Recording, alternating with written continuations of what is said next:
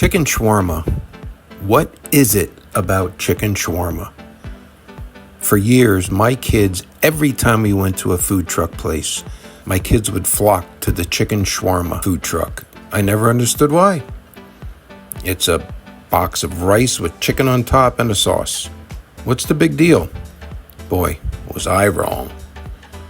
Today, we're going to show you how to do authentic chicken shawarma. And I'll tell you what, this really opened my eyes, and I'm really excited to share with you our version of chicken shawarma as part of our Fireplace cooking series here at Gut Smokehouse Barbecue.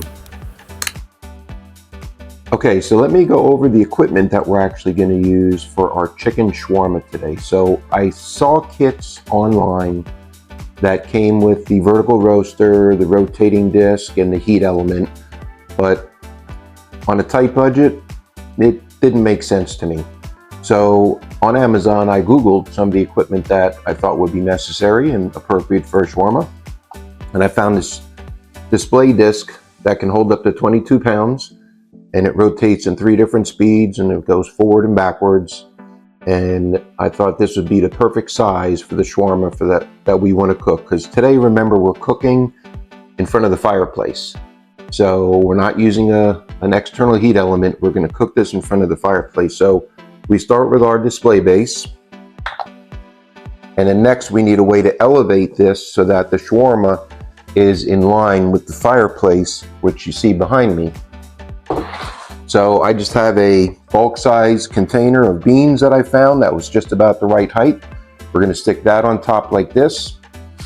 And then before we put our vertical spit on top of that, we want a drip pan that we're going to stick on there so that the drippings coming down from the shawarma can gather and collect in the plate in the bowl below, so that when we shave off the chicken, it can sit in the juices until we're ready to serve. And then here is our vertical spit. This was about $9 on Amazon. This I found in the house. This I just had sitting around, and this rotating disc was about 19 or 20 bucks. In the description below, you can see the exact things that I got. So we just turn it on, and there it is. Nice slow rotation, exactly what we need. Plenty of vertical height for the chicken that we're going to put on. And again, the equipment that I have here, I'll put it in the description. Total cost about $29. And we're going to see how it works later today. So we're going to get the fire going in the background shortly. Get the fire pit going. And again, if you haven't seen my earlier videos, I have a whole video on how to get your fireplace ready for cooking in the wintertime or whenever. And check that out. It's our episode 0. And it's called Getting Your Fireplace Ready for Cooking. So we're going to go over to the fireplace next and kind of show you what it's going to be set up like before we get the fire started. Okay, so here's what it's going to look like. We've got the rotating disc, we've got our tin can, we've got our drain pan, we've got our vertical roaster, and right about here is where the fire is going to be so the chicken can cook as it rotates. We'll shave it off, keep the fire hot, and again we'll show you how to temp the fire to see about how hot it is as it's cooking. And it should be fun. This is going to be a good video. Enjoy. We got 10 pounds of boneless, skinless chicken thighs. Take them and put them in a Ziploc baggie and smash them just until they're even in thickness. You can go as thin as you'd like. And we got our coriander, our cinnamon, and our black pepper in a mortar and pestle. And boy, I'll tell you what, the fragrance that comes out of that. Yeah, oh wow, I was right. See the fruits of our labor. Oh yeah. Oh man. Well, that's pretty good. It smells like shawarma. It smells very good. So we have all the ingredients on a plate, ready to go. We got the measurements in the description, and that is shawarma yumminess right there. First thing we're gonna do is season on both sides our boneless, skinless chicken thighs, and don't be shy. Go about a 1/4 cup on each side. Don't be shy, because that's what's going to tenderize it and keep it extremely moist. So we place our pounded chicken breasts that are salted on both sides in a Ziploc baggie. Then we mix our dry ingredients together. All right, so Max, we got turmeric, cumin, fresh ground coriander, black pepper, and cinnamon. Some more black pepper coming in. Some more black pepper coming in. Fork. And then we got garlic powder, onion powder, dried mustard, allspice, cinnamon, Ginger. Ginger and cumin. Again, all the measurements are in the description. Then we mix everything together.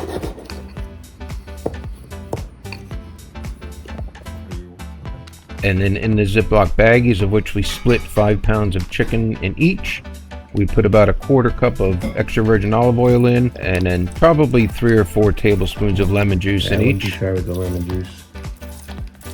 Probably A little more olive oil in here. we can always add more. And then we add half the dry marinade into each bag.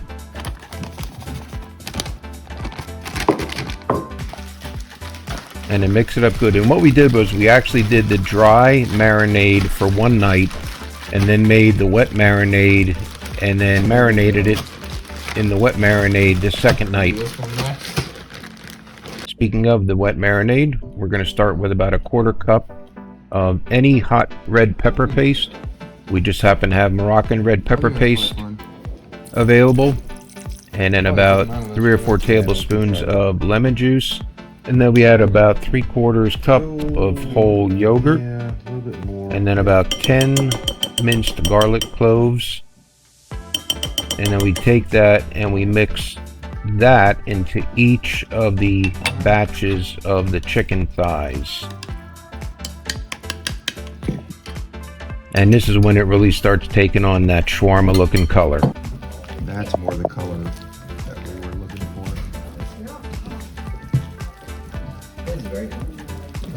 And so the construction begins. We're going to take an onion that we just peeled and sliced the top and bottom off of and place it. Boom, there. And then that way when we stack the meat, the goal is to have the chicken not touch the bottom, so when you slice it, you don't scrape your knife. All right, I'm going to do the dump.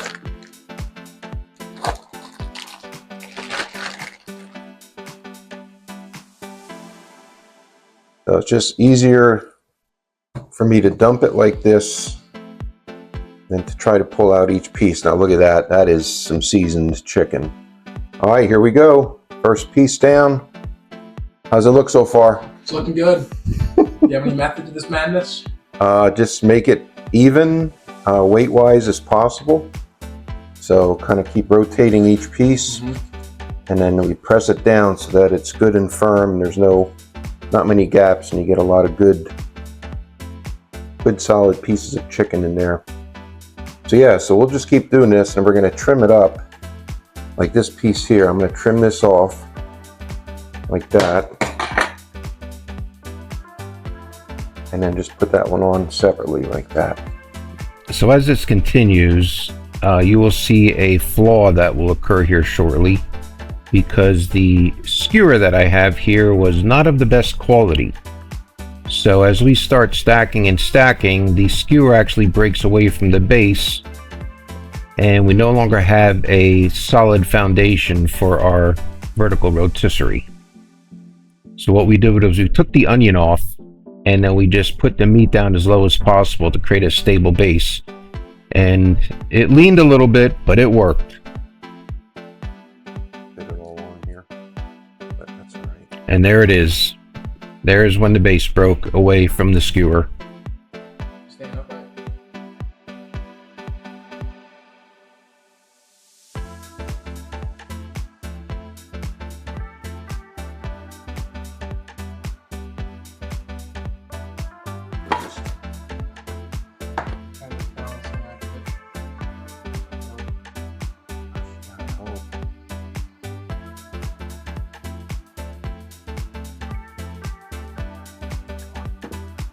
All right. Oh, yeah. All right, what do you think? It's like the Leaning Tower of shawarma. It is. And you know, we can put these onions down here for... So we opted to take off the onion from the bottom because the actual base cracked. So I think if we support the base enough, we should have enough stability for a successful shawarma. It's like in barbecue. Got a problem? In a competition? You ain't got no choice but to fix it.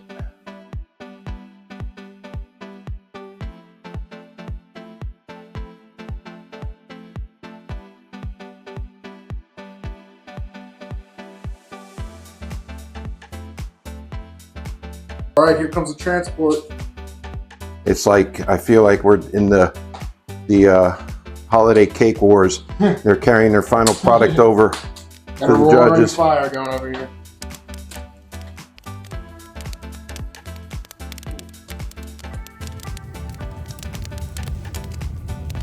Oh, there we go. With some light adjustments.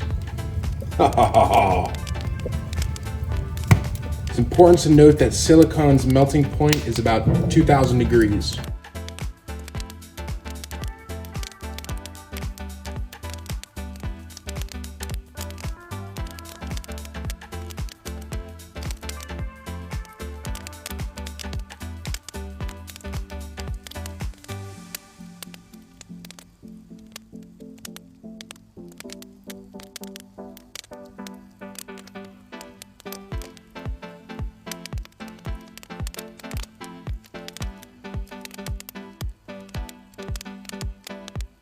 We're registering between 95 and 100 degrees on the outside of the meat already.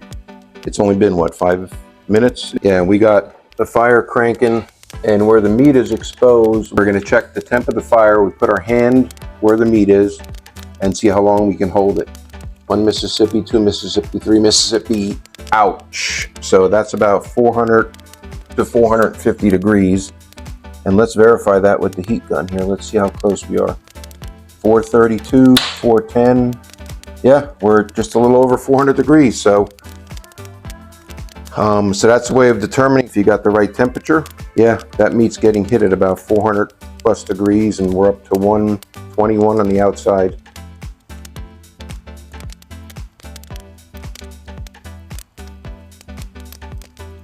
All right, so we're gonna also now take the meter plus, and we're gonna put that inside so we have an accurate reading of inside and outside.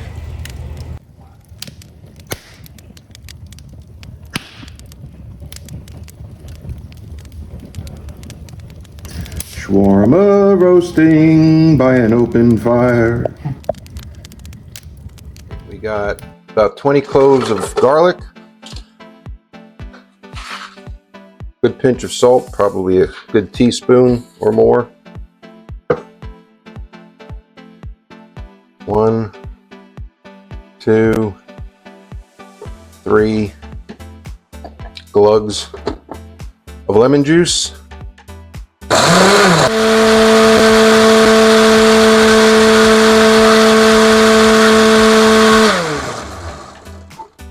All right, get the inside, see what the inside looks like there. Now we slowly add the neutral oil. Never done an emulsification like this. This is a first.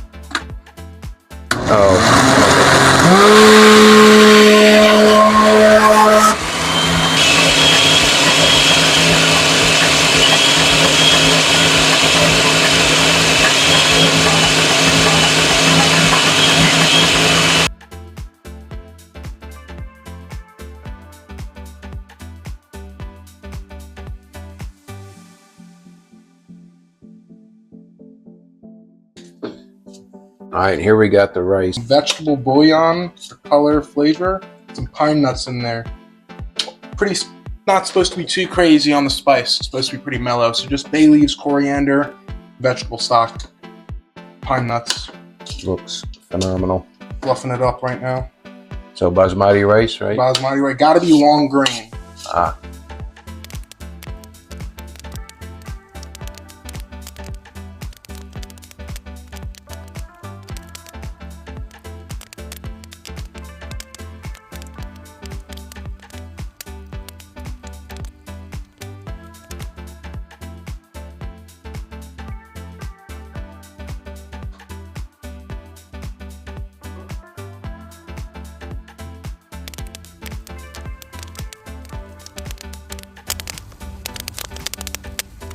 Time to move it. Let's see. How does it look? Oh, this is looking good. All right, over to the table. We'll do the first carve. Oh yeah. Man, if I drop this, that is a big problem.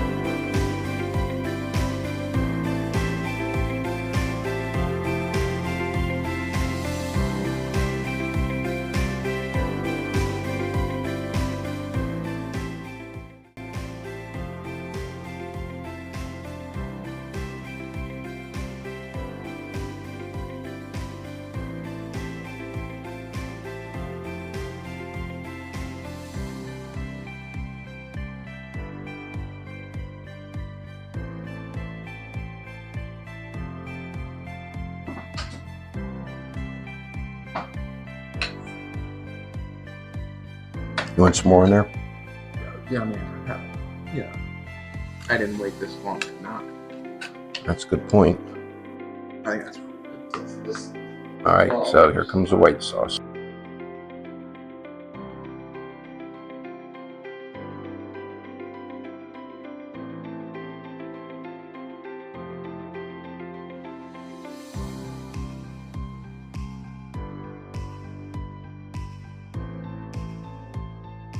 All right, give us a critique there. I don't think Oh, there's Temple University shawarma expert. I don't know. This is very, very good. This might be this. Honest opinion. The whole world is watching. We don't want any lies. Oh, an 8. What did you say? 8 out of 10? 9 out of 10? I said 9 out of 10. Nine? That's Pakistani. That's There, now we're talking. Yeah. Yeah. What do you know, Max? Jake? It's really good. Oh, awesome. All right. All right, it's a winner.